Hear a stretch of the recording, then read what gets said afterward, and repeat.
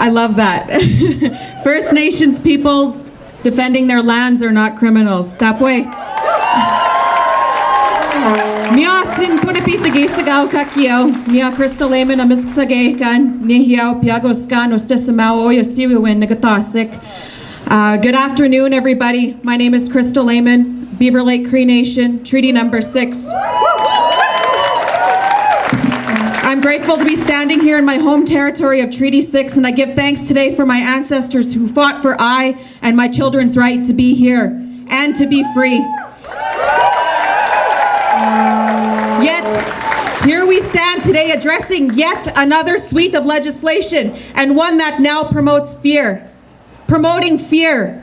And as First Nations people, we've known about that since the time that this government came to be. We helped this country, we helped build this country on the freedom and fundamental rights of every person born into this nation state that we call Canada. We also know all about how those rights to freedom have been abused and ignored. And now this government has turned on its own, and it's your choice how much you're willing to give up. Over 100 years after treaty was entered into, here we stand, still fighting for the very freedoms we helped build this country on.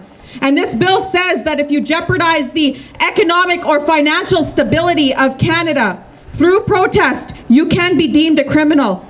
And this is clear demonstration that the government fears the voice of reason so much. So much so that if you open your mouth or act in the betterment of the rights of nature and basic human rights, you can and will be labeled a security threat.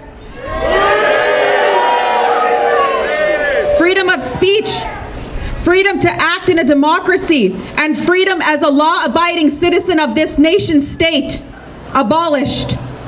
And who gave Harper and his minions the right to define how I express my right to freedom of speech, and in turn express my concern for those that cannot speak for themselves, the rights of nature and the inherent rights of the original people of this land?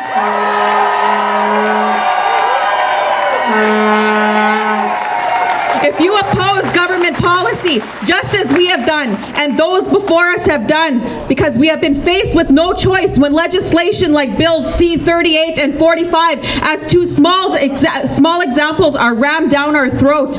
This government thinks it will pass more legislation to continue this assault on our fundamental rights and freedoms, and further attempt to silence us. Harper, let today and the over 40 actions across Canada show you that we will not go quietly. Not today, Stephen Harper, not today. So wherever you are and whatever you do, don't give up. As a First Nations woman who was born into this very assault of my rights, of which you are now experiencing, I tell you, persevere, because our fight is now your fight. Get up, stand up, if not for you, for the generations to come who will be left to face the trail of destruction Harper and his followers have left.